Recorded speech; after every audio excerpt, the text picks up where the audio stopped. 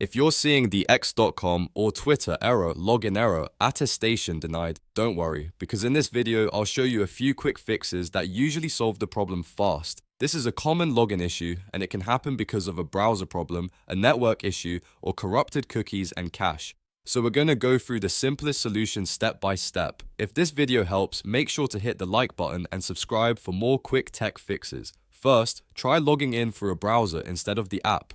Open Chrome, Safari, Edge, or any browser you use and go to x.com or Twitter. Then try signing in there directly. In many cases, the browser login works even when the app throws the attestation denied error. If that doesn't fix it, the next thing to try is switching your internet connection. Turn off your Wi-Fi and try logging in using your mobile data. If you were already on mobile data, switch back to Wi-Fi and try again. Sometimes this error is caused by a network conflict, and changing your connection can instantly get around it.